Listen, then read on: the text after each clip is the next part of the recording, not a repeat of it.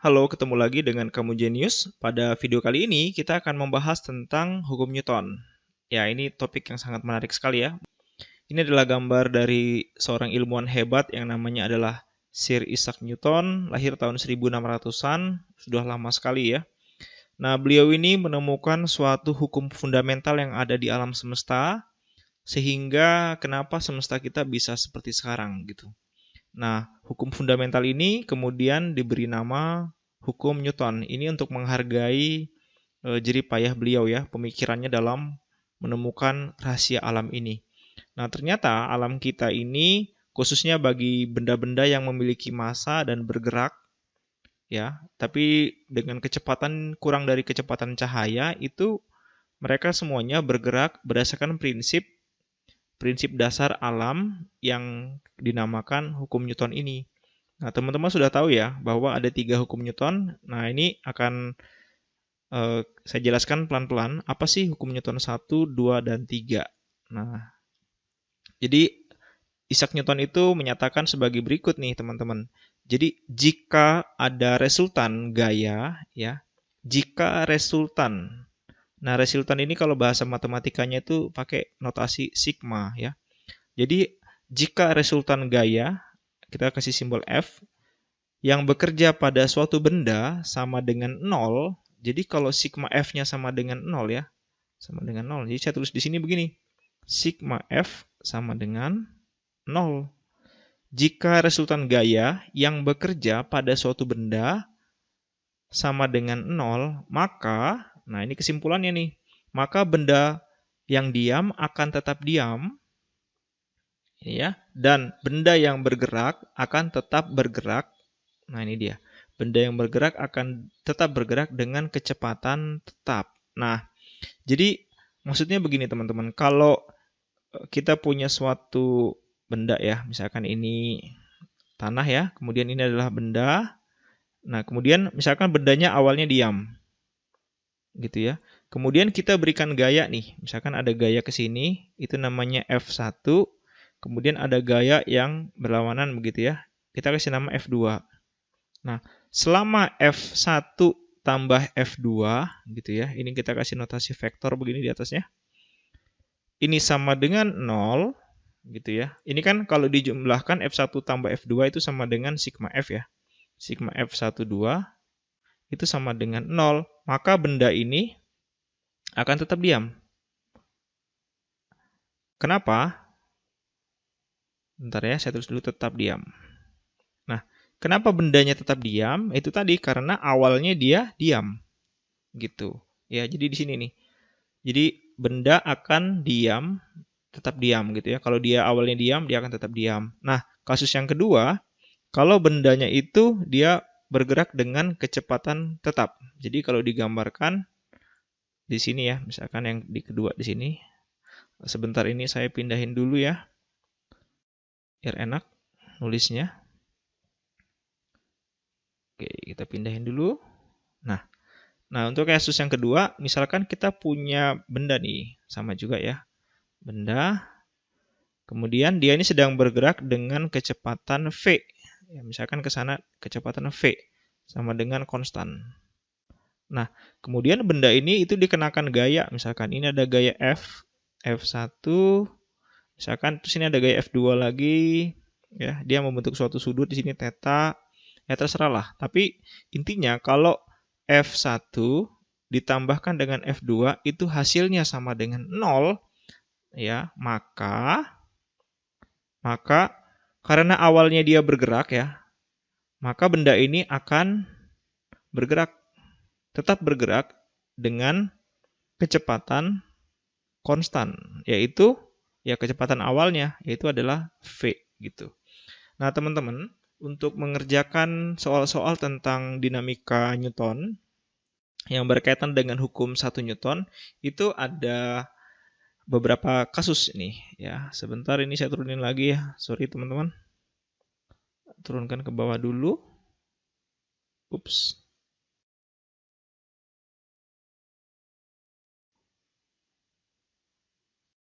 Oke, teman-teman, lalu aplikasi hukum 1 Newton ya, itu pada kasus, nah ini penting banget nih teman-teman. Jadi harus tahu kasus apa saja sih yang bisa digunakan bisa menggunakan hukum 1 Newton. Yang pertama itu adalah kasus sistem ya dalam keadaan diam ya atau seimbang. Nah, misalkan contohnya ini ada suatu langit-langit ya, plafon. Terus di sini ada suatu benda yang menggantung di sini ya. Kemudian di sini juga ada benda yang menggantung. Terus dihubungkan sama tali. Misalkan talinya bentuk begini, ada katrol. Tali begini, terus begini ya. Terus begini nih misalkan. Misalkan dia bentuknya begini dan dinyatakan bahwa sistem dalam keadaan seimbang. Nah, untuk kasus-kasus begini kita pakai hukum 1 Newton. Oke ya teman-teman. Kemudian yang kedua itu kalau untuk kasus benda ya atau sistem bergerak ya dengan kecepatan tetap. Atau kita sebut V-nya sama dengan konstan nih teman-teman. Nah, untuk kasus-kasus seperti ini tuh misalkan tadi ya, ini ada benda di sini. Bendanya ini kotak gitu ya. Dia sedang bergerak dengan kecepatan V. Kemudian pada benda ini itu diberikan gaya tadi ya. Ini misalkan ada F1. Kemudian ada juga gaya F2 ke sini. Gitu. Nah, ternyata bendanya ya, benda bergerak dengan kelajuan ya, V konstan. Nah, untuk kasus-kasus begini, maka kita pakai hukum 1 Newton. Kemudian yang terakhir itu teman-teman, kalau bendanya ya, sistem itu tepat akan bergerak. Jadi kalau dia tepat akan bergerak itu, nah misalkan ini kasusnya itu ada benda gitu ya, benda pada bidang miring, bendanya ini ditaruh di sini begitu, kemudian ada gaya F di sini ya, F, ini sudutnya misalkan theta gitu ya. Nah ini misalkan kasusnya bendanya bermasa M, ini ditarik dengan gaya F ke arah sini ya. Jika koefisien gesek antara benda dengan permukaan lantai diketahui, misalkan ini ada mu-nya begini.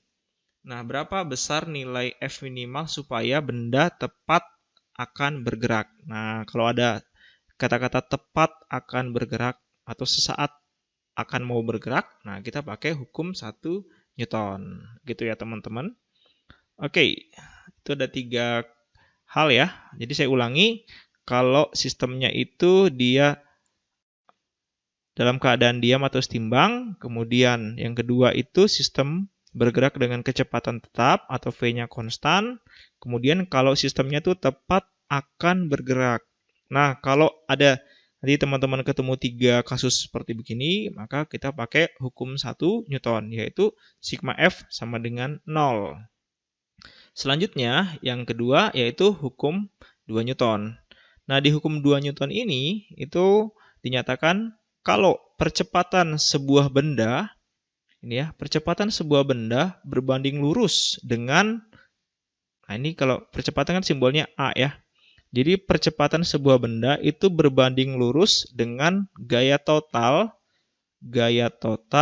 berarti F yang bekerja pada benda, padanya berarti pada benda ya, dan berbanding terbalik berarti A itu berbanding terbalik dengan berarti 1 per dengan masanya M. Ya, berarti kalau gitu dari sini bisa kita tulis A itu sama dengan F kali dengan 1 per M.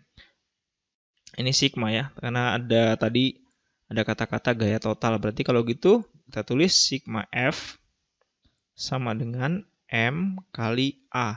Nah, inilah rumusan paling sederhana dari hukum 2 Newton. Nah, di sini juga dibilangin bahwa arah percepatan sama dengan arah gaya total yang bekerja padanya. Berarti kalau gitu, ini kalau misalkan ada arahnya ya, vektor ini juga arahnya begitu. Nah, ini kita gunakan untuk kasus yang bagaimana?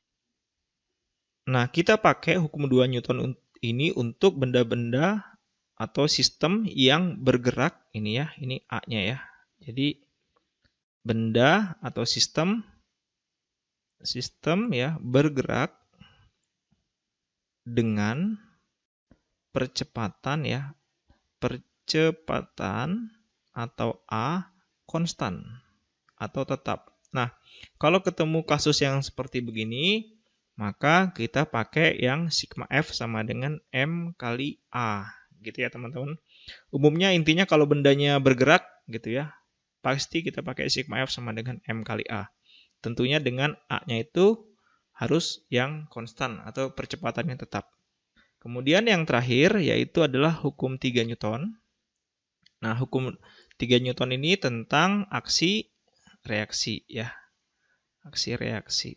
Jadi ternyata ketika kita memberikan aksi, maka kita akan mendapatkan reaksi gitu. Nah, secara lebih lengkap begini dibilangnya. Ketika suatu benda memberikan gaya pada benda kedua, nah misalkan ada benda pertama ya. Ini misalkan ada benda pertama, ini M1. Saya ulangi ya. Ketika suatu benda memberikan gaya pada benda kedua. Nah, berarti di sini teman-teman kita punya benda yang kedua. Misalkan benda yang kedua ini. Nah, misalkan begini ya, ini M2. Ketika suatu benda M1 memberikan gaya pada benda kedua, maka benda kedua tersebut memberikan gaya yang sama besar tetapi berlawanan arah dengan benda pertama. Nah, itu ya. Jadi lihat di sini teman-teman. Jadi kalau misalkan M1 ini kan bersentuhan sama M2. Nah, dia akan memberikan gaya nih, gaya sentuh di sini ya. Jadi kalau digambarkan ini ada gaya ya, F pada 2 oleh 1, saya tulisnya F21, maka akan timbul gaya aksi reaksi dari M2 ke M1. Nah, jadi dari mana? Di titik yang sama. Ya, ini dia besarnya. Sorry, ini harusnya panjang gambarnya sama ya. Karena dia besarnya sama. Ini F pada 1 oleh 2. Nah, F12 dan F21 adalah ya pasangan aksi reaksi gitu teman-teman. Reaksi. Nah, syarat aksi reaksi ya. Syaratnya itu bentar ya, syarat pasangan aksi reaksi itu harus reaksi ya. Itu harus memenuhi beberapa syarat. Yang pertama itu sama besar ya.